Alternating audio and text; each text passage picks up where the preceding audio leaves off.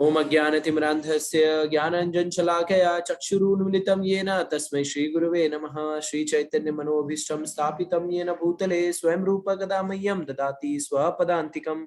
वन्देऽहं श्रीगुरो श्रीयुतापदकमलं श्रीगुरुवैष्णवांश श्रीरूपं साग्रजातं सगणरघुनाथान्वितं तं सजीवं साद्वैतं सावधूतं परिजनसहितं कृष्णचैतन्यदेवं श्रीराधा कृष्णपादान् सगणललिता श्रीविशाखान्वितांश।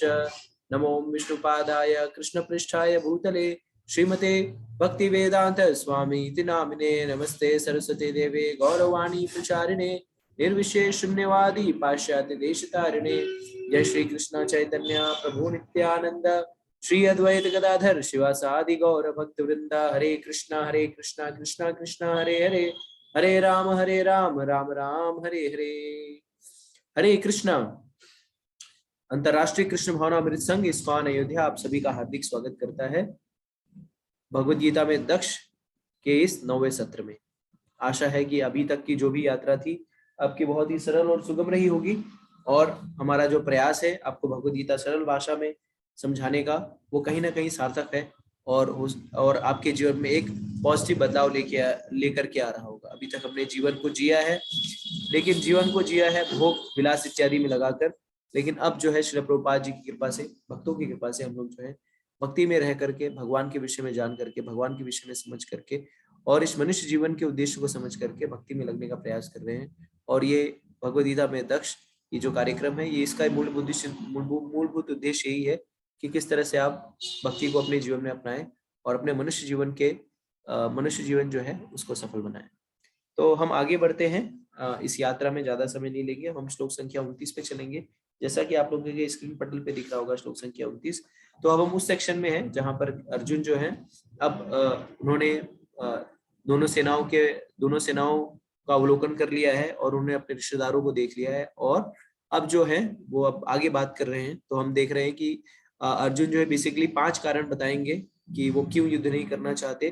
तो जो पहला कारण है उसी के अंदर हम लोग हैं, जो श्लोक संख्या 28 से लेकर 30 तक देते हैं। और पहला कारण होता है अपने सगे संबंधियों के प्रति उनकी जो करुणा है वो यहाँ पे परिलक्षित हो रही है। वो यहाँ पे वो कारण बता रहे हैं कि युद्ध क्यों नहीं करेंगे, क्योंकि अपने सगे संबंधियों के विषय में उनको बहुत ही करुणा, बहुत ही दया है, बहुत ही दया है। तो हम आगे बढ़ते हैं। हमने कल के पिछले अध्याय में श्लोक संख्या 28 में देखा था कि अपने सगे संबंधियों, अपने पिता, अपने भाइयों, अपने रिश्तेदारों को देख करके अर्जुन का जो है अर्जुन को क्या होने लगा, अर्जुन के शरीर के अंग कांपने लगे और उनका मुंह सूख गया था। हमने उसको विस्तार में चर्चा की, एक पूरा सत्र जो है इस स्थिति का हमने अवलोकन किया कि कैसी स्थिति है, और हम सारे लोग जो है इन्हीं स्थितियों से गुजर रहे होते हैं अपने जीवन में भी।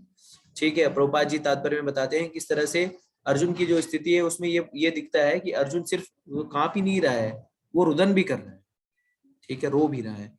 हम श्लोक संख्या 29 में जाते हैं और आगे देखते हैं कि क्या क्या और लक्षण जो है वो अर्जुन प्रदर्शित कर रहे हैं। तो श्लोक संख्या 29 में अर्जुन कह रहे हैं, वे पतु च शरीरे में रोमहर्षश्च जायते गांडीवम संसते हस्तात्वक्ष एव परिदृहते। अनुवाद तात्पर्य श्रील प्रभुपाद जी के द्वारा। श्रील प्रभुपाद जी की जय। अनुवाद, मेरा सारा शरीर कांप रहा है, मेरे रोंगटे खड़े हो रहे हैं, मेरा गांडीव धनुष मेरे हाथ से सरक रहा है और मेरी त्वचा जल रही है। तो आप देखिए कि किस तरह से पहले तो उसका गला सूख रहा था, अब आगे के सिम्टम जो है इस अध्याय में, इस श्लोक में बता रहे हैं। तात्पर्य देखते हैं श्रील प्रभुपाद जी क्या कह रहे हैं। श्रील प्रभुपाद जी कह रहे हैं, शरीर में 2 प्रकार के कंपन होता है और रोंगटे भी 2 प्रकार से खड़े होते हैं।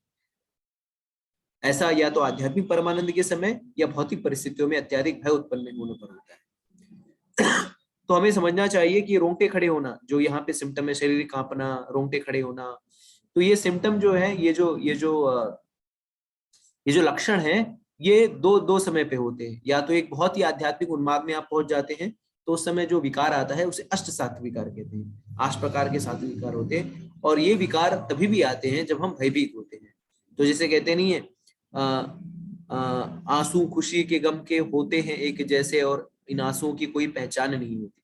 तो उसी तरह से जैसे आंसुओं की पहचान नहीं होती है, तो कहते हैं कि जब आप खुशी में रहते हैं तो आपके जो आंसू है वो ठंडे होते हैं, ठंडा होता है, और जब आप क्रोध में जब आप रोते हैं क्रोध में अगर आपके अश्रु निकलते हैं, गुस्से में, तो आपके आंसू जो है वो गर्म होते हैं। तो उसी तरह से ये कंपन और रोंगटे खड़े होना, ये प्रकार के लक्षण भी दो चीज में इसकी पहचान होती है। एक तो जब आप आध्यात्मिक उन्नाद में हो, जब आप कृष्ण के में भक्ति में पूरे लीन हो जाए, या कई बार देखिए आप कोई लीला कथा सुनते हैं या कोई ऐसी रोमहर्षण घटना कहते हैं ना, रोंगटे कपा देने वाली, तो कई बार ऐसी कोई घटना सुनते हैं, आप लोग के जीवन में हुआ रहेगा कि जब आपके रोंगटे खड़े हो, किसी की आपने सुनी, ये कथा सुनी, और कोई व्यक्ति ऐसे फंसा हुआ है और तुरंत उसको कोई हेल्प करने आ जाए, तो जब आप सुनते हैं तो आपके रोए खड़े हो जाते हैं। तो अगर आपके जीवन में ऐसा हुआ हो तो चैट बॉक्स में, हम सारे लोगों के साथ होता है। कई बार हम लोग जो है मंदिर में जाते हैं, भगवान के समक्ष हम खड़े होते हैं, भगवान के विग्रह के समक्ष हम खड़े होते हैं, तो परस्पर अनायास ही जो हमारे आंख से अश्रु की धारा बह निकलती है। या कई बार जो है कीर्तन बहुत तेज तीव्र गति से हो रहा हो, और इस तीव्र गति में जब आंसू निकलने लगते हैं, तो वो भी जो है आनंद का अनुभूति करा, आनंद का घोतक होता है कि ये आंसू जो निकल रहे हैं वो किसी डर के कारण नहीं निकल रहे, किसी भय के कारण नहीं निकल रहे। ये आंसू जो है वो आनंद से अभिभूत होकर, कौन सा आनंद? आध्यात्मिक आनंद। तो एक आध्यात्मिक आनंद में जो है अश्रु की धारा निकलती है, और एक बहुत ही परिस्थितियों में अत्यधिक भय से उत्पन्न होता है। जब हम देखिए कई ऐसी स्थिति में हो, अब मरने जीने का सवाल हो, या हमारा कोई व्यक्ति जो है हमारा साथ छोड़ के जा रहा है, या किसी ने हमें धोखा दे दिया, या किसी ने कटु वचन कह दिए, उस समय भी जो आंखों से अश्रु निकलती है। लेकिन ये आंखों की जो अश्रु है वो भय के कारण उत्पन्न होती है। कहीं हम ऐसी स्थिति में आ गए, अब जो है जान पे बन पड़ी, अब तो कुछ नहीं हो सकता, अब तो जान गई, या कहते नहीं गला सूख गया मेरा, तो तुरंत ही गला सूख गया। तो गला क्यों सूख जाता है? किसी चीज का हास होने में, किसी चीज को खोने के डर से भी, भय से भी जो है गला सूख जाता है। इसके आगे बताते हैं प्रभुपाद जी, दिव्य साक्षात्कार में कोई भय नहीं होता। इस अवस्था में अर्जुन के जो लक्षण है वो भौतिक भय अर्थात जीवन की हानि के कारण है। तो यहाँ पे जो इसके रोंगटे खड़े हो जा रहे हैं, शरीर में कंपन हो रहा है, गला सूख रहा है, ये जो सिम्टम है, ये जो लक्षण है, ये किसी आध्यात्मिक उन्माद के कारण नहीं है कि उसने भगवान का दर्शन है, भगवान के साथ में और आध्यात्मिक दिव्य अनुवाद में जो है इस तरह के लक्षण उत्पन्न कर रहा है। नहीं, ये जो है भय के कारण उत्पन्न हो रहा है। किस चीज के भय के कारण? तो हमने देखा इसके पहले कि उसे भय था कि इतने सारे लोग जो हैं जिन्होंने भांग पी रखी है वो युद्ध क्षेत्र में आ रहे हैं, और कौन है उसमें? कोई भी नहीं बचा है, ऐसा कोई सगा नहीं जिसको ठगा नहीं। तो कोई भी सगा नहीं है जो वहां पे ठगने के लिए तैयार नहीं खड़ा है, सारे के सारे लोग खड़े हैं, चाचा, ताऊ, काका, मामा, फूफा, मौसा, सब लोग यहाँ पे पड़े हैं। अगर हम अपने जीवन में देखें तो हमें भी सारे लोग जो है ठगने के लिए खड़े हैं, ठगने के लिए हमें जो है हमें यूज करने के लिए खड़े हैं। लेकिन अर्जुन जो है ये सारे ठगारों के बीच में, सारे रिश्तेदारों के बीच में इसलिए भयभीत खड़ा है, इसलिए डरा हुआ है, क्यों? ये सोच रहा है यार इनको कैसे मैं हानि पहुंचा दूं, या इनको हानि पहुंचा भी दूं तो इतना बड़ा जो संकट है वो उसका कोई ये जो प्रॉब्लम है, ये मेरी जमीन हड़प ली, चलो ठीक है, ये तो एक प्रॉब्लम है, लेकिन इससे भी बड़ी प्रॉब्लम ये हो जाएगी जब इन लोगों के साथ मेरे को मारा पीट करनी पड़ रही है, ये इससे बड़ी प्रॉब्लम है। तो इस तरह से वो भयभीत है कि इनकी जान माल की रक्षा नहीं हो, युद्ध होगा तो ये लोग मारे जाएंगे, युद्ध होगा तो मुझे मारना पड़ेगा इन लोगों को, ये सोच करके कि मैं ऐसे प्रॉपर्टी के लिए मैं अपने लोगों को कैसे मार सकता हूँ। और ये सब सोच के, ये सब के मंथन करके देखिए, कई बार हमारे जीवन में भी होता है कि कई स्थिति परिस्थिति आ जाती है, हम जब बहुत मंथन कर लेते हैं, भला बुरा सोचने लगते हैं कि यार ऐसे होगा वैसे होगा, तो कई बार हमारा भी सिर चकरा, कई बार जो है हमारा भी सिर चकरा जाता है, या टेंशन हो जाता है यार कि ये क्या चल रहा है, इस स्थिति से कैसे बाहर निकलूंगा। और वही स्थिति यहाँ पे अर्जुन की भी है कि उसे समझ नहीं हो रहा है कि क्या करें। प्रभुपाद जी आगे बताते हैं, अन्य लक्षणों से ये भी स्पष्ट है वो इतना अधीर हो गया कि उसका विख्यात धनुष गांडी उसके हाथों से सरक रहा था और उसकी त्वचा में जलन उत्पन्न हुई थी। ये सब लक्षण देहात्म बुद्धि से चलने हैं।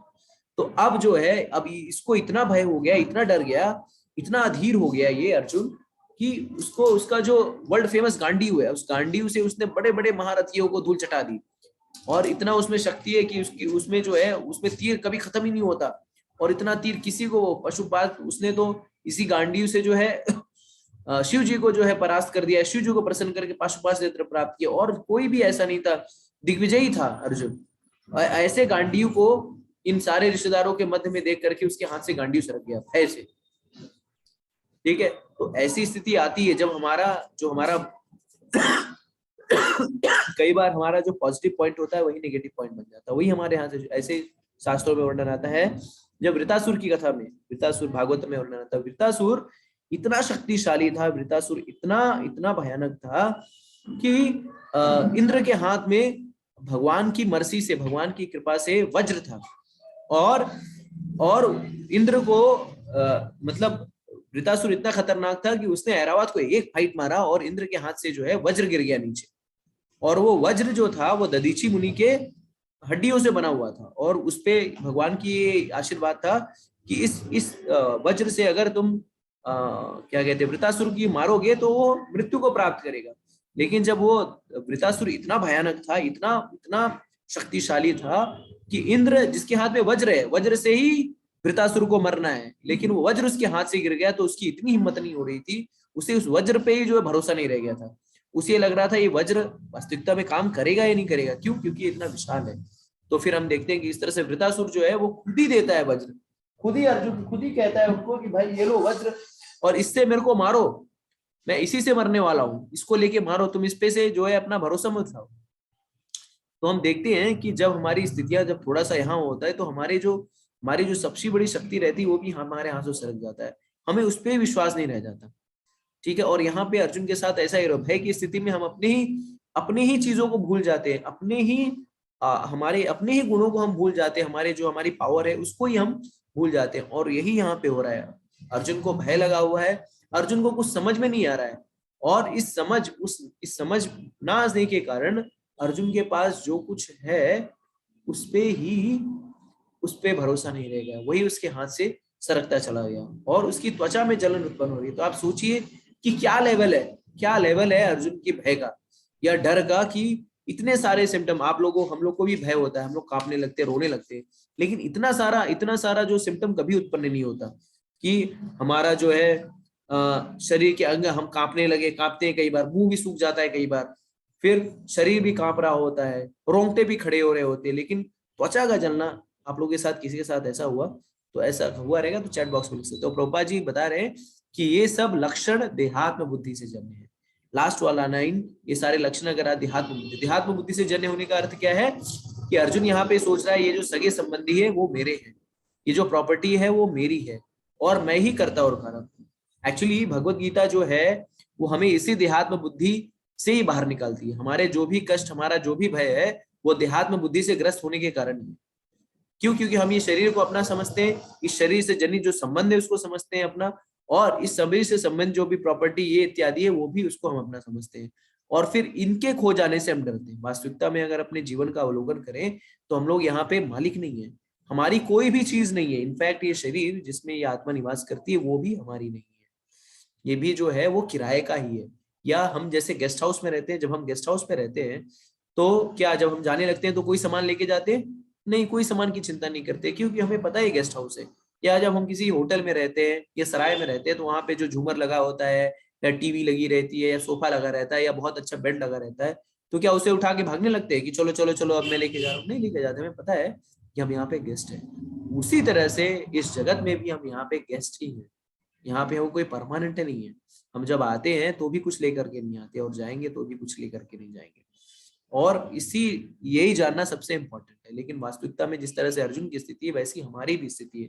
हम लोग भी डरे हुए हैं, हम लोग भी सहमे हुए हैं, हम लोग भी जो है रुदन कर रहे हैं, हम लोग भी क्रंदन कर रहे हैं। किसको? हम चीजों को सही करने पे लगे हुए हैं, चीजें सही हो जाए, हमारा भौतिक जीवन जो सुचारू चले, हमारा जो भौतिक लाइफ जो है सही चले, और हम पूरे जीवन भर जो है अपने इस भौतिक लाइफ को सुधारने में ही लगे रहते हैं। किस तरह से हमारा भौतिक जीवन सुधर जाए, किस तरह से हमारे जीवन में कोई कलेश नहीं आए, किस तरह से हमारे कोई जीवन में परेशानी नहीं है। लेकिन हम जहां तक हम जानते हैं कि ये कलेश और परेशानियां जो है सदैव रहेंगी, ये कलेश और परेशानियां जो है वो क्या है, वो वो सदैव रहेगी, क्योंकि ये जगत जो है वो क्लेश का घर है। जैसे कहते नहीं है, भगवान ही कहते हैं कि ये जगत जो है दुखालय जगत है। तो दुखालय जगत में सुख की अनुभूति या सुख प्राप्त करने की आकांक्षा जो है वो बेमानी है।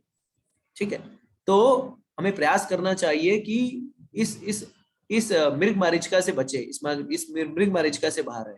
तो इस मृग मारीचिका से, इस लगाव से, इस फर्जी अटैचमेंट से, इस गलत अवधारणा से, इस गलत आइडेंटिफिकेशन से बाहर तब आ सकते हैं जब हम अपने आप को सही सही जानेंगे।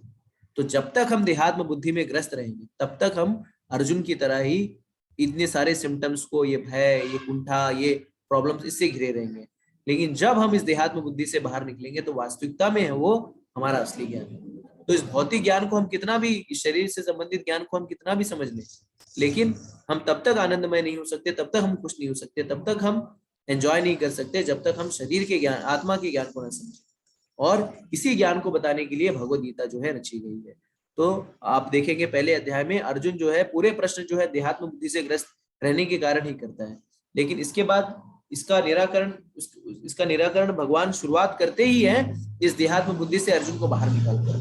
तो जैसा कि मैं कहता हूँ कि इस भगवद गीता को अगर समझना है आपको तो आपको जो है अपने आप को जो है अर्जुन के जूते में रखना होगा। तो उसी तरह से हमें भी जो है जब तक हम अपने आप को अर्जुन के जूते में नहीं रखेंगे तब तक हम ध्यात्म बुद्धि से बाहर नहीं निकल पाएंगे। तो अभी अर्जुन की जो स्थिति है वही स्थिति हमारी है, और इससे बाहर निकलने के लिए भगवान ही हमें रास्ता और मार्ग दिखाएंगे, वो अध्याय 2 में। लेकिन उसके पहले हम इसको और समझने का प्रयास करते हैं। तो अगर आपको समझ आ गया हो ये श्लोक, इसका तात्पर्य, तो चैट बॉक्स में लिख सकते हैं। अब हम आ गए हैं श्लोक संख्या 30 पर। तो श्लोक संख्या 30 में तो 28, 29, 30 में अर्जुन जो कारण दे रहा है वो इसके लिए है कि वो उसको करुणा है अपने सगे संबंधियों के प्रति। तो हम देखते हैं श्लोक संख्या 30 में अर्जुन क्या कहते हैं। तो अर्जुन कह रहे हैं, नाचे शक्रोमि अनावस्तुम भ्रमितीव च मे मना निमित्तानि च पश्यामि विपरीतानि केशव। अनुवाद तात्पर्य श्रील प्रभुपाद जी के द्वारा। श्रील प्रभुपाद जी की जय। मैं यहाँ अब और अधिक खड़ा रहने में असमर्थ हूँ, मैं अपने आप को भूल रहा हूँ, मेरा सिर चकरा रहा है। हे कृष्ण, मुझे तो केवल अमंगल के ही कारण दिख रहे हैं। तात्पर्य श्रील प्रभुपाद जी के द्वारा, अपने अधैर्य के कारण अर्जुन युद्ध भूमि में खड़ा रहने में असमर्थ था और अपने मन की इस दुर्बलता के कारण उसे आत्मविस्मृति हो रही थी।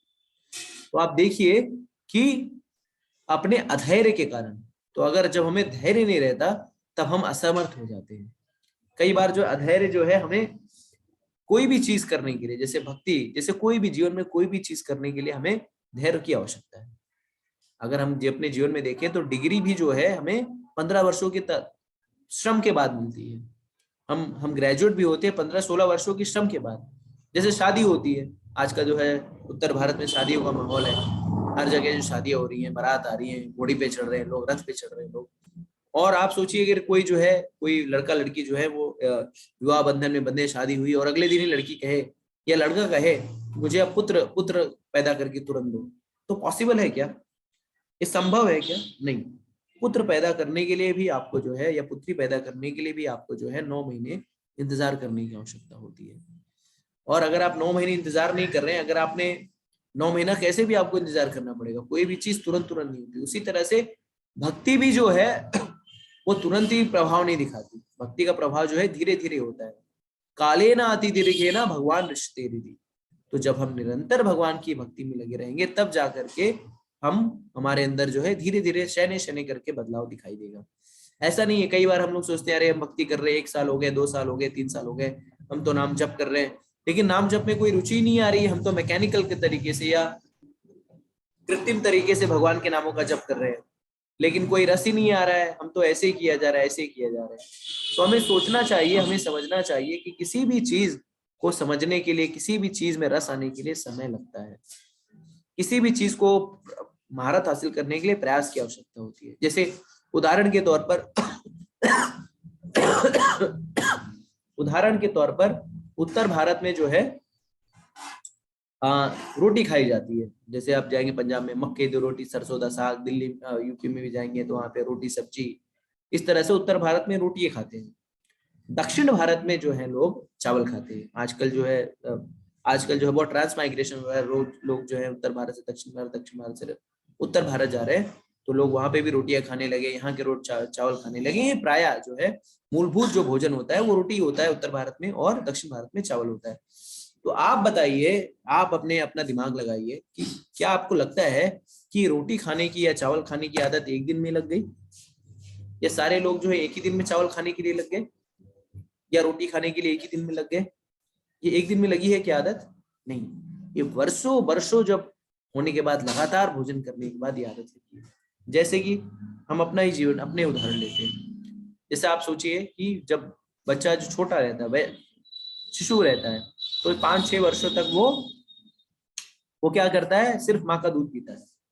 लेकिन जब वो 6 साल 6 महीने का हो जाता है, उसके बाद एक अन्नप्राशन सेरेमनी होती है जिसमें बच्चे को अन्न खिलाया जाता है। मतलब अब जो है ये बालक या बालिका जो है वो अन्न अन्न ग्रहण करने के लायक हो गई। तो क्या जब वो पहली बार जब उसे अन्न खिलाया जाता है उस बालक या बालिका को, तो क्या तुरंत खाने लगता है? लाओ लाओ लाओ जी लाओ, मुझे तो पनीर टिक्का लाओ, लाओ जी मुझे जो है वो बिरयानी ले आओ, मैं तो खाना है बिरयानी, इस तरह से करता है? बच्चा जो है उलट देता है, या उसको अन्न खिलाएंगे ठीक से तो उलट देगा, थूक देगा, कई बार तो उल्टियां भी कर देता है। जैसे भी अन्न खिलाया जाता है, या छेबनी का होगा उसको अन्न खिलाने का प्रयास कर, रोटी खिलाए से जीभ से बाहर कर देगा। लेकिन फिर हम क्या करते, हम उसको छोड़ देते नहीं बेटा अच्छा है मत खाओ तो मन, सिर्फ दूध ही पियो, ऐसा करते क्या? नहीं, हम ऐसा नहीं करते। हम उसको जबरदस्ती ठुसवाते हैं, उसको खिलाते हैं कि खा खा। माँ क्यों जबरदस्ती खिलाती है उसे? माँ इसलिए जबरदस्ती उसे खिलाती है कि माँ को पता होता है कि ये जो मेरा दूध है ये सदैव नहीं रहेगा, ये मेरा दूध जो है वो किसी समय के बाद ये खत्म हो जाएगा, और जब मेरा दूध नहीं रहेगा तो इसको अन्न नहीं खाना है। और बच्चा पहले बहुत रिजेक्ट करता है, बहुत रिजेक्ट करता है, बहुत रिजेक्ट करता है, लेकिन धीरे धीरे वो थोड़ा थोड़ा करके खाने लगता है, और फिर स्थिति ऐसी आ जाती है कि वो बालक जो है माँ का दूध पीने से भी कतराता है। उसको पूछेंगे माँ का दूध पिएगा? नहीं नहीं नहीं, माँ का दूध में भोजन ही चाहिए, खुद ही थाली लेके आ जाएगा, मुझे भोजन दो। तो उसी तरह से कोई भी कार्य करने में धैर्य की आवश्यकता होती है, धैर्य और निरंतरता। ठीक है, अगर धैर्य और निरंतरता है तभी जो है कोई कार्य हो सकता है। लेकिन अगर आपके जीवन में धैर्य नहीं, निरंतरता नहीं है, तो किसी भी कार्य में सफलता नहीं प्राप्त कर सकते।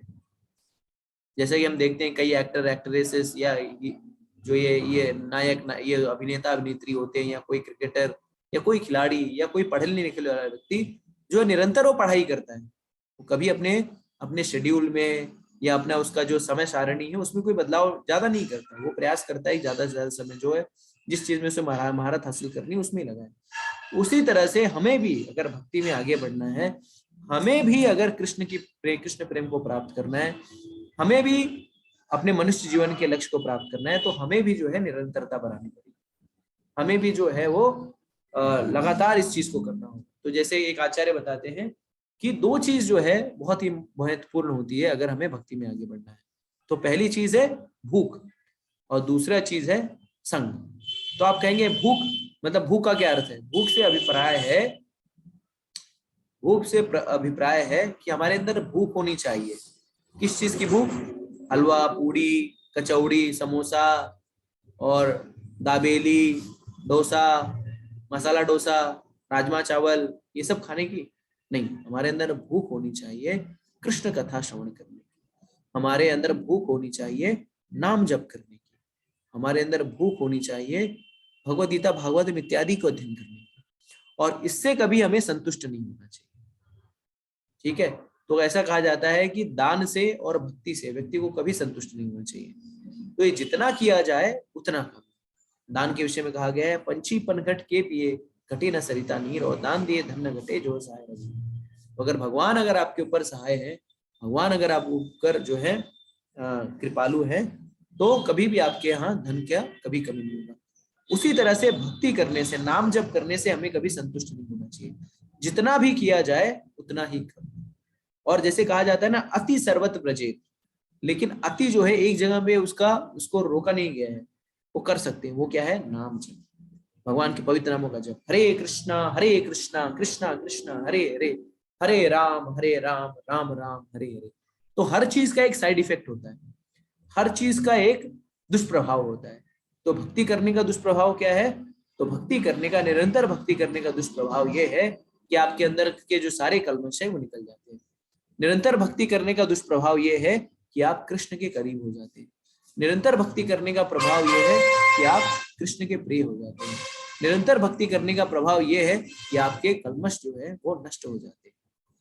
ठीक है, तो भक्ति हमें निरंतर करते रहना चाहिए, और जब हम निरंतर भक्ति करेंगे, निरंतर भगवान के जप में लगे रहेंगे, निरंतर भगवान की सेवा में लगे रहेंगे, निरंतर भगवान के नाम का कीर्तन करेंगे, हरे कृष्णा कृष्णा कृष्णा हरे हरे, हरे राम राम राम हरे हरे, तो कभी भी हमारे मन में किसी प्रकार की दुर्बलता, संशय, आत्मविस्मृति नहीं होगी।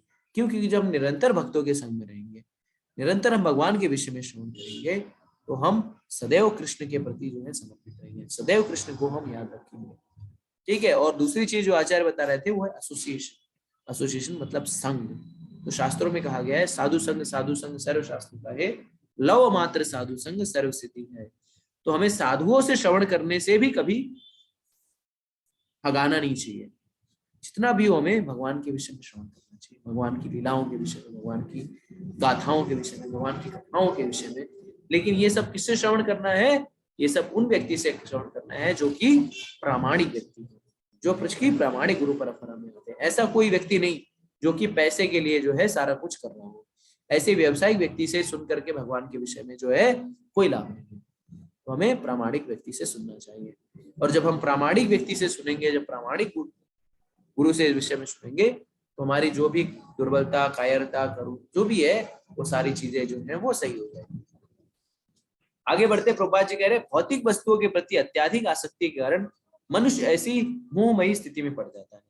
तो हमारी मोहमयी स्थिति का क्या कारण है? हमारी मोहमयी स्थिति का कारण है भौतिक आसक्ति, भौतिक वस्तु के प्रति अत्याधिक आसक्ति। तो हम अपने जीवन में देखेंगे तो हम सारे लोग आसक्त हैं, हमें चीजें और चाहिए। जिसके पास 2 कमरे हैं वो सोच रहा है 3 कमरे हो जाए, जिसके पास छोटी गाड़ी है वो सोच रहा है बड़ी गाड़ी हो जाए, जिसके पास 100 करोड़ मुनाफा है सोच रहा है 1000 करोड़ मुनाफा हो जाए। और इस तरह से जो है हम 99 के चक्कर में लगे पड़े हैं, जिसका कि कोई अंत नहीं है। ये मृज मार्ग का है, इसका कोई अंत नहीं है। तो हमारी स्थिति कैसे है? हमारी स्थिति गधे की तरह है। और कैसे गधे की तरह? सिर्फ गधे की तरह होती तो भी ठीक है। हमारी स्थिति है उस गधे की तरह जिसके गले में गाजर लटकाया गया है। और गाजर किस चीज का लटकाया गया है? गाजर लटकाया गया है प्रमोशन का, गाजर लटकाया गया है मुनाफे का, गाजर लटकाया गया है मान सम्मान का, गाजर लटकाया गया है पद प्रतिष्ठा का, गाजर लटकाया गया है नेम फेम का, गाजर लटकाया गया है सुंदर स्त्री का, गाजर लटकाया। इस तरह से हमारे जीवन में हमें इस तरह के गाजर लगा दिए गए, गाजर लटका दिए गए, और उस गाजर को प्राप्त करने की, उस भौतिक आसक्ति को पूरा करने के लिए हम किसी भी हद तक जाने के लिए मजबूर हैं। तो अगर हम अपनी जीवनचर्या को देखें तो हम सारे लोग जो हैं वो कार्यरत हैं ऑफिस में, लेकिन लोग जो हैं वो घंटों घंटों काम कर रहे हैं, सुबह जा रहे हैं रात को काम कर रहे हैं, संडे से लेके मान लीजिए मंडे सोमवार से लेके शुक्रवार तक उनकी ऑफिस है, शनिवार तक ऑफिस है। तो लोग प्रयास कर रहे हैं कि किस तरह से वो रविवार को भी कुछ पैसे कमा लें, या कोई ऑनलाइन माध्यम से उन्हें कुछ पैसे आय के स्रोत हो जाए, या किसी और इन्वेस्टमेंट कर दिया जाए। कहाँ पे इन्वेस्टमेंट करा जाए, कहाँ पे समय गलाया जाए। कहते हैं खाली बैठे तो और क्या करें, खाली बैठे तो और क्या करें। और हर जगह यही दौड़ है कि किस तरह से जो अधिक से अधिक जो है पैसे का संचय कर लिया जाए। और जितना ही हम धन कमाते हैं उतना ही धन हमें कम पड़ता है। तो अगर आप देखेंगे अपने जीवन में, तो पहले हमें अत्यधिक प्रयास करना होता है धन कमाने के लिए, उससे भी अत्यधिक प्रयास करना होता है उस धन को मेंटेन करने के लिए, उस स्टेटस को बनाए के रखने के लिए। तो बहुत बार या 100% बार जो है हम लोग खुद के लिए जीवन नहीं जीते, हम लोग इसके लिए जीवन जीते। हम लोग इसलिए ऐसे कार्य करते हैं जिससे सामने वाला कुछ बोल ना पाए। ठीक है, हमें कोई भी चीज अच्छी नहीं लग रही, हमें नहीं लग रही, लेकिन फिर भी जो है सामाजिक आडंबर के लिए, सामाजिक दिखाव के लिए हम वो चीजें करते जा रहे हैं। और इस कारण से इस झूठी मान सम्मान प्रतिष्ठा ये सब के कारण में जो है हम फंसे और जकड़े चले जा रहे हैं। ठीक है, तो शास्त्रों में कहा गया है कि मान सम्मान प्रतिष्ठा किस तरह से? मान सम्मान प्रतिष्ठा जो है वो शुकर के विष्ठा की तरह है, कोई लेना चाहता है नहीं लेना चाहता। लेकिन मान सम्मान प्रतिष्ठा जो है, शुकर का विष्ठा कोई लेना चाहता है नहीं लेना चाहता। लेकिन मान सम्मान प्रतिष्ठा ये भी शुकर के विष्ठा की तरह है। तो हमें इस मान सम्मान अपमान ये सारी चीजों से बचना चाहिए। ठीक है, और जब तक हम इस मोहमयी स्थिति में रहेंगे, जब तक हम इस आसक्त रहेंगे परिवार से, घर से, बीवी बच्चों से, या जो भी किसी वस्तु से जब तक हम आसक्त रहेंगे तब तक हम परेशानी रहेंगे। क्यों? क्योंकि हम जो है इस भौतिक जगह जो है दुखों का सागर है, और स्थिति ऐसी ही रहेंगी कि कभी जो है हम दुख से पार नहीं पा पाएंगे। क्यों? क्योंकि अगर हम समंदर में चले जाएं, समंदर में चले जाएं, कूद जाएं, तो अगर कितने भी कुशल तैराक हो, लेकिन कितने भी कुशल तैराक हो, मान लीजिए वो माइकल फेल्प्स भी आ जाए और समुद्र में कूद जाए बीचों बीच में, तो कितना भी कुशल तैराक हो, कितनी भी तैराकी कर ले, वो अंततः डूब ही जाता है।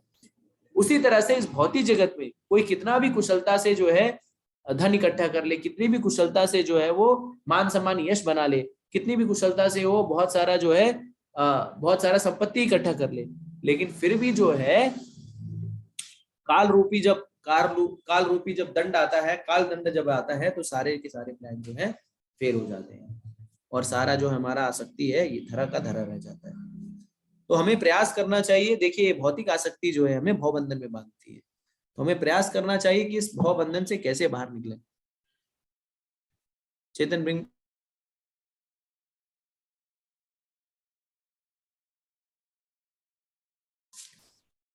सो जब तक हम इन भौतिक विषय वस्तु जितनी हमारी आसक्ति होगी, जब तक हम इस, जैसे 4 पुरुषार्थ होते हैं, धर्म अर्थ काम मोक्ष, तो मोक्ष का अर्थ होता है विरक्ति। तो विरक्ति किससे? भौतिक चीजों से विरक्ति। और जब तक हम भौतिक चीजों के प्रति आसक्त रहेंगे, तब तक हम इस जन्म मृत्यु जरा व्याधि के चक्र में ही फंसे रहेंगे। पुनरति जन्मम पुनरति मरणम पुनरति जननी जठरे शयनम। तो ये निरंतर हमारे साथ चलता रहेगा। और इसको अगर हम जब तक नहीं काटेंगे, जब हमें प्रयास करना चाहिए कि कैसे इस स्थिति से बाहर निकले। ठीक है, इस स्थिति से हम आसानी से बाहर निकल सकते हैं। कैसे इस स्थिति से निकल सकते हैं? जब हम अपनी आसक्ति कृष्ण की ओर लगाएं, जब हम कृष्ण के प्रति आसक्त हो जाएं। और कृष्ण के प्रति आसक्त होने की क्या प्रोसेस है? कृष्ण के प्रति आसक्त होने का प्रोसेस है भक्ति। और भक्ति करने की क्या विधि है? तो कलयुग में भक्ति करने की विधि है भगवान के पवित्र नामों का जप। हरे कृष्णा कृष्णा कृष्णा हरे हरे, हरे राम राम राम हरे हरे। तो इस तरह से जब हम भगवान की भक्ति करते हैं, भगवान में अपना मन लगाते हैं, तो इस मोहमय स्थिति से बाहर निकल सकते हैं। अर्जुन की स्थिति जो है इस कारण से, हमारी भी स्थिति किस कारण से है कि हम जो है अत्याधिक अपनी विषय वस्तु से अत्याधिक रूप से आसक्त हैं, हम चीजों को छोड़ नहीं पा रहे हैं। तो शास्त्रों में एक वर्णन आता है, एक व्यक्ति का नाम रहता है कैलाश, कैलाश का वर्णन आता है। तो ये कैलाश जो व्यक्ति है, तो एक बार जो है नारद मुनि वैकुंठ में जाते हैं, और वैकुंठ में जाकर के वो भगवान से पूछते हैं कि भगवान मैं देख रहा हूँ बहुत सारे लोग जो है वैकुंठ नहीं आ पा रहे हैं, और ये वैकुंठ तो खाली खाली है, क्या कारण है कि वैकुंठ जो है खाली खाली है? आप मैं मुझे लगता है कि आप जो है लोगों को वैकुंठ में आने ही देना नहीं चाहते, इस कारण से जो है वो लोग, वो वैकुंठ खाली पड़ा है। तो बोले अच्छा ऐसा है? बोले नहीं नारद मुनि ऐसा नहीं है, मैं चाहता हूँ कि लोग जो है वो वैकुंठ आए, वैकुंठ लोक में आए, वैकुंठ में रहे यहाँ पे बिना क्लेश के कुंठा के, लेकिन लोग जो है ना आना ही नहीं चाहते। तो बोले ऐसे कैसे लोग नहीं आना चाहते? अगर आप बुलाएंगे तो कौन बोलेगा मुझे नहीं जाना है? तो बोले ठीक है, मैं तो बुलाना ही चाहता हूँ, आप देख लीजिए, अगर आप जिस किसी को भी लेके आ जाएंगे मैं उसको क्या करूंगा, मैं उसको वैकुंठ जगत में रख लूंगा। तो कोई बात नहीं है, ऐसा कौन व्यक्ति होगा जो इस मृत्यु लोक में जो सुखमय जगत में चिंतामणि धाम में नहीं जाना चाहता होगा। बोले ठीक है कोई बात नहीं, जाओ और लेकर के आओ। तो कहते ठीक है, वो जाते हैं, तो वहां पे उनको एक व्यक्ति मिलता है, एक 20-21 साल का लड़का मिलता है, जो कि खेतों में काम कर रहा होता है। तो बहुत ही पसीने पसीने, दोपहर तपती धूप रहती है, बहुत पसीने पसीने हुआ रहता है, पानी भी थोड़ा सा रहता है उसके पास। और वो सोचते हैं कि यार ये सबसे सही कैंडिडेट है, अगर इसको हम जो है वैकुंठ ले जा पाए। तो नारद मुनि इसके पास जाते हैं और उसको कहते हैं कि चलो आप, मैं आपको ऐसे धाम में ले चलता हूँ जहाँ पे आपको ये सब खेती बाड़ी करने की आवश्यकता नहीं होगी। आप चलोगे वहां पे सुख पूर्वक जो है चिंतामणि वृक्ष हैं, कल्पतरु वृक्ष हैं, जो भी मांगोगे आपको तुरंत मिल जाएगा। तो इतना कुदाल चलाने की आवश्यकता नहीं है, और आसानी से चलो सुख भोगो। तो बोलते क्या कौन सा जगह थे? बोले वैकुंठ जगह है, वैकुंठ में चलो भगवान विष्णु के धाम। तो बोलते हैं अच्छा ठीक है, चलना तो चाहता हूँ मैं वैकुंठ में, लेकिन अभी क्या है ना, अभी मैं आ गया हूँ यहाँ पे, मनुष्य जीवन में जो है ऐसा कहा गया है कि 4 आश्रम है, और मैं तो अभी ब्रह्मचारी ही हूँ। तो ऐसा है कि अभी मैं अगर शादी वगैरह कर लूँ ना, एक बार शादी कर लूँ ना, तो मैं आपके साथ अवश्य चलूंगा। तो उस व्यक्ति को, उसका निष्का नाम रहता है कैलाश। नारद मुनि कहते ठीक है कोई बात नहीं, शादी कर लो, फिर मैं आ जाऊंगा, फिर चले चलना वैकुंठ। ठीक है। फिर नारद मुनि आते हैं 2-4-5 साल, 5 साल के बाद आते हैं, तो देखते हैं उस इलाके में आते हैं, तो वहां पे एक घर बन गया रहता है। घर के सामने जो गायें रहती हैं और कुछ छोटे छोटे बच्चे निकलते हैं वहां से, खेलते रहते हैं। तो नारद मुनि आते हैं, बोलते हैं कैलाश कैलाश। तो कैलाश जो है दौड़ता हुआ आता है, साष्टांग प्रणाम करता है, वो कहते हैं अरे नारद मुनि आ गए आप? बोलते हाँ आ गया। बोलते चलो अब तो तुम्हारी शादी होगी, बच्चे हो गए, चलो अब चलते हैं। बोलते हैं नहीं नहीं अभी बच्चे हैं नारद मुनि, दिक्कत ये है ना कि ये बच्चे जो अभी छोटे हैं, ठीक है, ये सेटल नहीं हुए अभी तक, इनको हम सेटल कर देता है, सोचता हूँ कि इनको पढ़ाई लिखाई करा दूं, बीटेक वीटेक करा दूं, और एक बार सेटल हो जाए, इनकी शादी वादी हो जाए, तो फिर मैं चले चलूंगा। तो नारद मुनि ठीक कोई बात नहीं, वो भी कर लेते हैं। फिर 4-5 साल के बाद नारद मुनि आते हैं, 10 साल के बाद, तो देखते हैं कि 10-15 जो भी है 10-15 साल बाद आते हैं, तो देखते हैं कि उसके बच्चे भी हो गए रहते हैं, बोलते कैलाश कैलाश, तो वहां से एक बहू निकलती है, बोलती कौन है, तो बोलते नारद मुनि। बोले हाँ कैलाश आया, अच्छा आगे।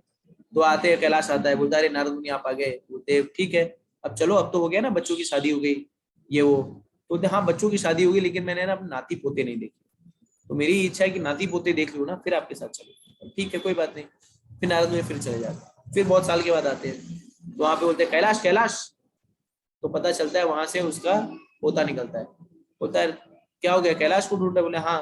बोले कैलाश का तो बहुत साल पहले ही मृत्यु हो गया, वो तो उनका तो शरीर त्याग कर दिए अभी कुछ दिन पहले। तो अच्छा, तब तक क्या होता है, पीछे से एक कुत्ता जो है भौ भौ भौ भौ करता है। तो नारद मुनि देखा कौन भौंक रहा है, पीछे देखते हैं तो पीछे देखते हैं तो नारद मुनि भौचक्के रह जाते हैं। और क्योंकि नारद मुनि जो है वो त्रिकालज्ञ हैं, तो देख लेते हैं कि वो जो जीव रहता है वो कोई नहीं, वो कैलाश ही रहता है। तो अरे कैलाश तुम कुत्ते बन गए, क्या बात है, अब चलो, अब तो कुत्ते बन गए हो, चलो अब यहाँ से, अब चलो बैकुंठ। तो वो जो कुत्ता रहता है वो कैलाश रहता है, बोलता है नहीं नहीं नारद मुनि, मैं यहीं पे ठीक हूँ। तो बोलते क्यों, एक तो अब तो कुत्ता बन गए हो ना, अब क्या, अब तो तुम्हारा अटैचमेंट चला गया। बोलता है नहीं नहीं ऐसा नहीं नारद मुनि, क्या है ना कि मैंने अपने घर में बहुत सारा धन इकट्ठा कर रखा है, बहुत सारा सोना रखा है, और मैंने अपने बच्चों को बताया है कि ये बहुत सारा सोना छुपा के मैंने रखा है, लेकिन ये बच्चे जो है ना थोड़ा सा लापरवाह है, और ये क्या करते हैं, दरवाजा दरवाजा खोल के चले जाते हैं, खेत में जाना है कहीं। अब बताओ आप, इतना सारा धन घर में रखा हो और इस तरह लापरवाही से कोई काम करे तो कैसे चलेगा। कोई चोर चक्का आएगा, इन सबको लूट करके चला जाएगा, फिर क्या करेंगे हम लोग। इसी के लिए मैं यहाँ पे इनका संरक्षण कर रहा हूँ। तो जैसे ही कोई चोर चक्का घर में आने का प्रयास भी करता है तो मैं भौ भौ करके इन लोग को सचेत कर देता हूँ। तो इसी के लिए मैं नहीं जाऊंगा, बाद में आ जाइए। तो उसका कुछ साल के बाद नारद मुनि आते हैं, फिर पूछते हैं, फिर घर पे कैलाश के जो नाती, बोलते वो कुत्ता था वो कहाँ चला गया। तो बोले कुत्ता तो कई बार कहीं कई कई दिन हो गए मर गया। तो फिर उसके बाद नारद मुनि देखते हैं कि खेत के बगल के खेत से आती करके आवाज, सांप की आवाज आती है। तो अरे सांप, तो नारद मुनि उधर जाते हैं तो देखते हैं कोबरा पड़ा हुआ है, और नारद मुनि देखते हैं तो कोबरा कोई और नहीं, वो कैलाश ही रहता है। तो अरे कैलाश तुम अब सांप बन गए। हाँ नारद मुनि बोले चलो अब तो सांप बन गए क्या। तो कहते हैं कि नहीं नहीं नहीं, मैं एक्चुअली खेतों में जब देख रहा था कि मेरे खेतों में ना चूहों ने बहुत बड़ा बिल खोद रखा है। ठीक है, उससे जब मेरे नाती पोते जब धान लगाते हैं, उसमें गेहूं लगाते हैं, तो चूहे जो है उसको सबको चट कर जाते हैं।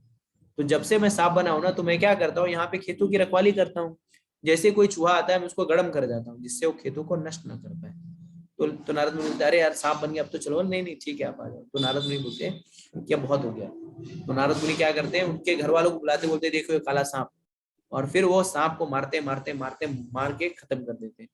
तो कहने का मतलब ये है कहने का मतलब ये है कि यही है आसक्ति, ठीक है, यही अटैचमेंट है, इसी से हमें बाहर निकलना है। और जैसा कि हम जानते हैं भगवद गीता में भगवान कहते हैं यम यम वापि स्मरम भावम तज्जंता अंत कलेवरम तम तमेवाति कौन्तेय सदा तद भगवत। तो मृत्यु के समय जिसकी जैसी चेतना रहेगी उसे वैसा ही शरीर प्राप्त होगा। तो हमारा जो रियल टेस्ट है वो कब है, वो मृत्यु के समय ही है। और मृत्यु के समय ये शरीर मिला है, ये शरीर किसके लिए मिला है, ये शरीर मिला है अगले शरीर को तैयार करने के लिए। इस शरीर में ही हम अगला शरीर तैयार कर सकते हैं कि अगला शरीर हमें क्या प्राप्त करना है। तो हमें डिसाइड करना है कि हम किस चेतना में रहना चाहते हैं, मृत्यु के समय हमारी क्या चेतना होनी चाहिए। ठीक है, कई बार लोग मरणासन अवस्था में होते हैं, उनको भगवान का नाम कहने के लिए कहा जाता है, लेकिन नहीं निकल पाता। क्यों? क्योंकि उन्होंने जीवन भर जो है वो कार्य किया ही नहीं है, भगवान के विषय में ना सोचा है, ना सुना है, ना जाना है, ना जप किया है, ना कीर्तन किया है, दान भी नहीं किया है, दान पुण्य किसी भी तरह भगवत सेवा में कुछ दान पुण्य भी नहीं किया। तो ये सारा जब कुछ भी नहीं करते हैं आप, तो कैसे भगवान का नाम निकलेगा।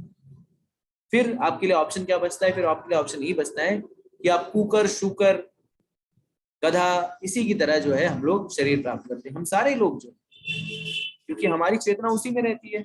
तो शास्त्रों में जो है 4 प्रकार के लोगों के विषय में बताया गया है, 4 कैटेगरी के लोग। एक कैटेगरी के लोग होते, एक होता है ऊंट की तरह व्यक्ति।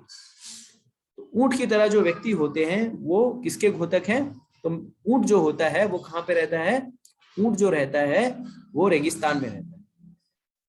और आप लोगों को पता होगा रेगिस्तान में आम, सेब, अनार और केला इस सब का पेड़ होता है रेगिस्तान में।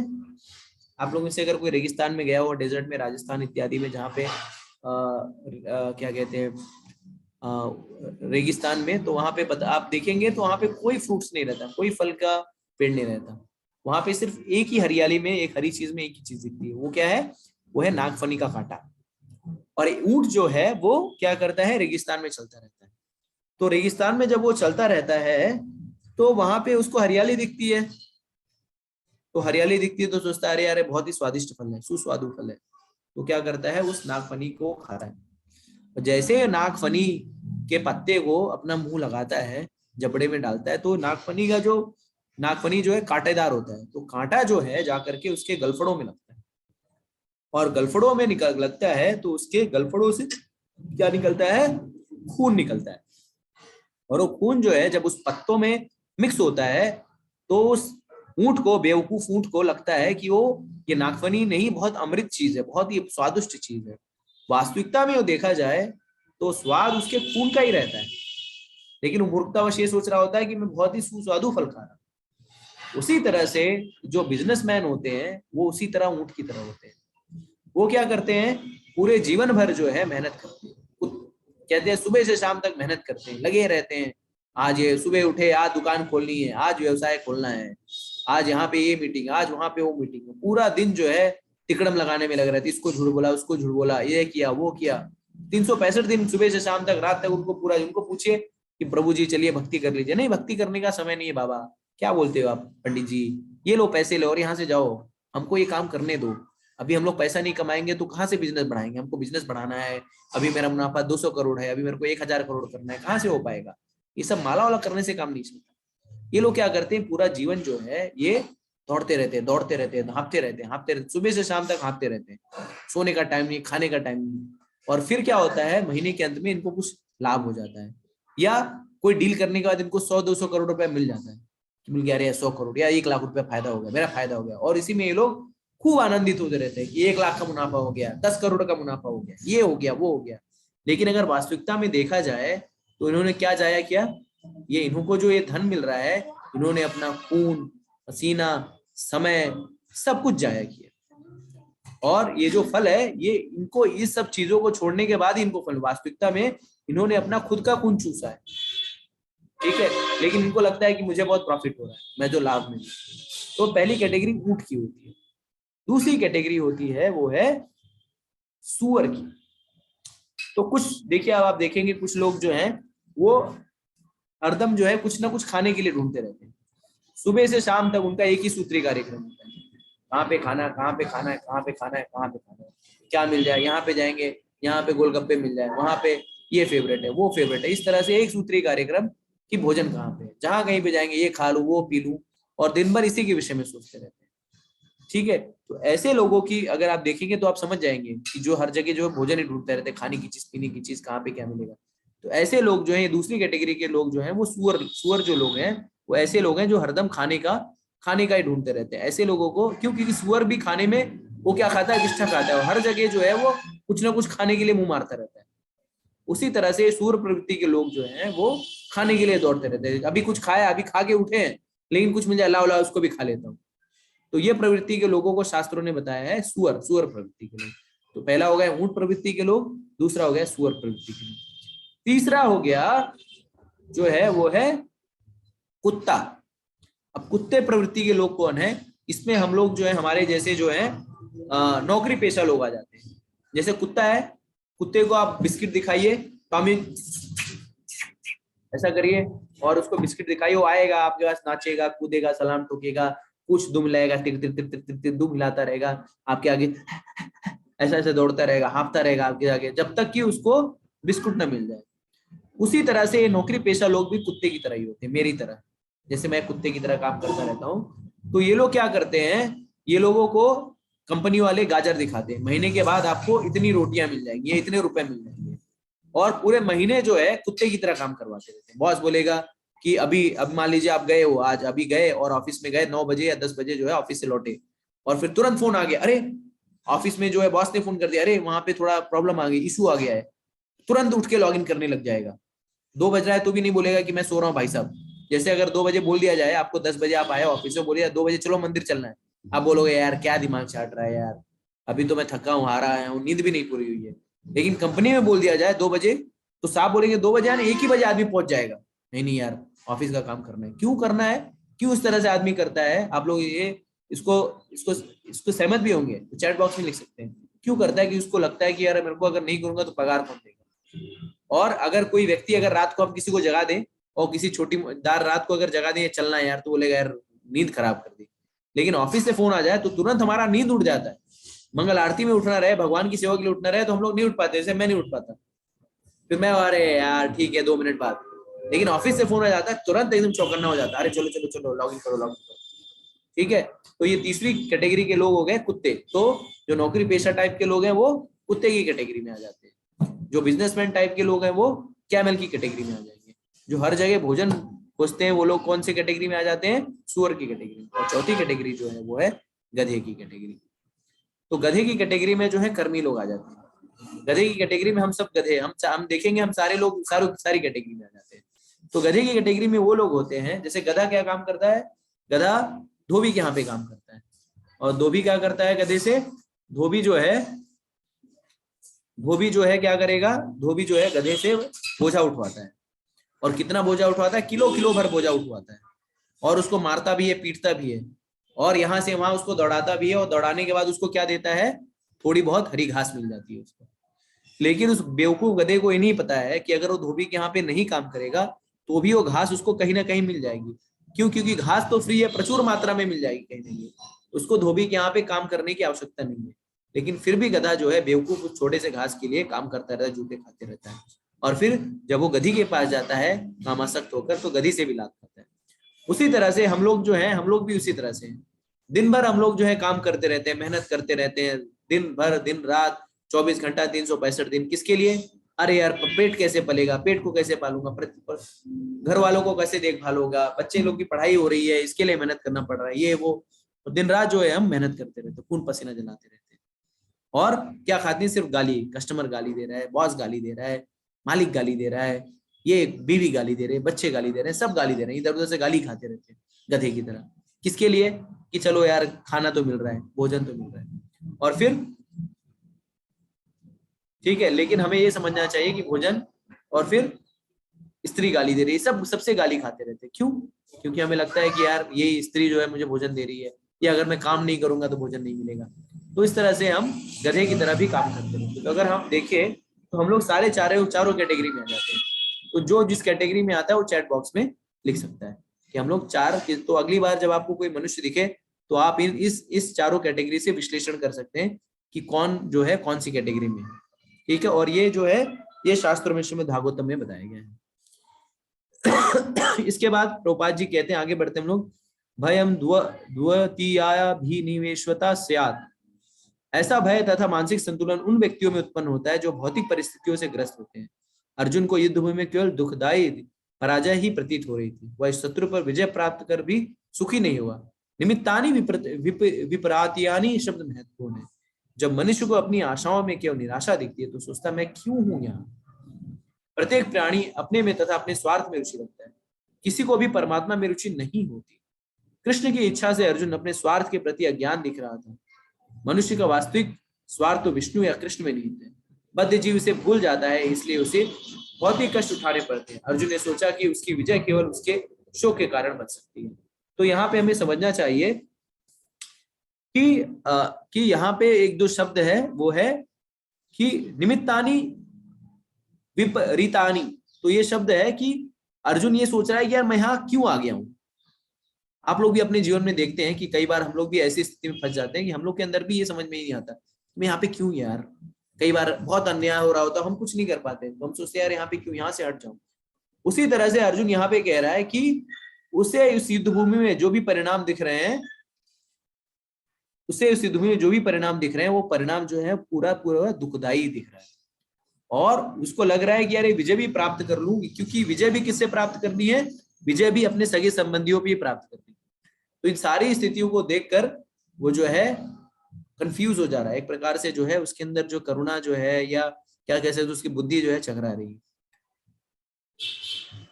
ठीक है, तो हम सारे लोग क्यों भौतिक कष्ट उठा रहे हैं, इसी तरह से हम सारे लोग, इसलिए प्रभुपाद जी यहाँ पे बता रहे हैं, हम सारे लोग इस जीवन में कष्ट, हमारा जीवन कष्ट में है। क्यों, क्योंकि हम भगवान के साथ अपने स्वार्थ को भूल गए हैं। हमारा अपना अपना स्वार्थ है, हमारा जो स्वार्थ है वो इसमें लगा है कि हम कैसे फायदा प्राप्त कर ले, कैसे कुछ प्राप्त कर ले, लेकिन हमारा असली स्वार्थ जो है वो भगवान की भक्ति है। ठीक है, तो अगर भगवान को भूल करके जब हम वो करने का प्रयास करते हैं तो हम कष्ट उठाते हैं। जैसे कहा गया है प्रेम वैवर्त में कि कृष्णा भूलिया जीव भोग वांछा करे, माया देवी पासाटे झापटिया धरे। तो कृष्ण को भूल कर जब हम भोग वांछा करते हैं तो माया देवी हमें झट से पकड़ लेती है। और इस तरह से अर्जुन सोच रहा है कि ये जीत में भी उसकी हार है। अगर वो जीत भी जाता है अपने इन सगे संबंधियों को मार करके तो भी उसको कोई लाभ नहीं दिख रहा है, वो भी उसको लग रहा है कि ये दुखदाई है, क्योंकि जब सगे संबंधी ही नहीं रहेंगे तो लाभ क्या है, इस धन का क्या लाभ है, इस संपत्ति का क्या लाभ। ठीक है, तो इसी पे मैं आज के सत्र को आधिकारिक रूप से समाप्त करता हूँ। आप लोगों से अनुरोध है कि भक्ति में लगिए, भक्ति को अपने जीवन में ढालिए। भक्ति करने में कोई धन नहीं जाना, भक्ति बहुत ही सरल प्रक्रिया है। आपको कुछ नहीं करना है, आपको सब कुछ कृष्ण के निमित्त करना है, भगवान के निमित्त करना है। और जो भी कुछ खा रहे हैं, जो भी कुछ आपके पास है, सब भगवान को अर्पण करके खाइए। भगवान के पवित्र नामों का जप करिए, हरे कृष्णा कृष्णा कृष्णा हरे हरे, हरे राम राम राम हरे हरे। कृष्ण को सदैव याद रखिए और कृष्ण को कभी मत भूलिए। इस तरह से आप पूरी तरह से कृष्ण में होंगे, भगवान के लिए सब कुछ करेंगे, तो आप मनुष्य जीवन के लक्ष्य को आसानी से प्राप्त करेंगे। ठीक है, तो ये पे सत्र को समाप्त करता हूँ। आप लोग से अनुरोध है कि कम से कम 108 बार जो है हरे कृष्ण मंत्र का जप करिए और प्रतिदिन जो है 1 श्लोक भगवद गीता का अवश्य पढ़िए। और आप लोगों को बताना चाहता हूँ कि ये नवंबर दिसंबर का महीना, इस महीने में हम लोग जो है भगवद गीता वितरित करते हैं। स्कूल में, कॉलेजेस में स्टूडेंट्स को भगवद गीता की प्रति वितरित करते हैं। तो अगर आप चाहें तो आप स्पॉन्सर कर सकते हैं प्रतियां भगवद गीता की। हम इस्कॉन अयोध्या से आपको आप स्पॉन्सर करेंगे तो हम यहाँ पे अयोध्या में जो है छात्रों को इसे मुफ्त में प्रदान कर पाएंगे या सब्सिडाइज रेट में दे पाएंगे। या अगर आप चाहते हैं कि आप स्वयं प्रतियों को स्पॉन्सर करना चाहते हैं भगवद गीता की प्रतियों को, तो आप स्वयं भी स्पॉन्सर कर सकते हैं। तो इस्कॉन अयोध्या से हम उसे शिफ्ट कर देंगे, उसकी जो धनराशि है आप इस्कॉन अयोध्या के खाते में दें, उसकी रसीद आपको प्राप्त हो जाएगी। तो अगर आप हेल्प करना चाहते हैं तो हमें हेल्प कर सकते हैं। अधिक जानकारी जो है आपको व्हाट्सएप ग्रुप में भेज दी जाएगी। तो अगर आप स्पॉन्सर करना चाहेंगे स्पॉन्सर करेंगे। अगर कोई 100 स्पॉन्सर करना चाहता है, 200 स्पॉन्सर, 500 प्रति जो भी भगवद गीता के रूप में स्पॉन्सर करेगा, तो उसी अनुपात में हम ज्यादा से ज्यादा लोगों को ये भगवद गीता की प्रति जो है मुफ्त में पहुंचा पाएंगे। ठीक है, तो यहीं पे सत्र को समाप्त करते हैं। भगवद गीता यथारूप की जय, श्रील प्रभुपाद की जय, श्रील गुरुदेव की जय। ओम तत्सत। हरे कृष्णा कृष्णा कृष्णा हरे हरे, हरे राम राम राम हरे हरे। जय गुरुदेव, जय श्रील प्रभुपाद, हरे कृष्णा। आप सभी को नमस्कार।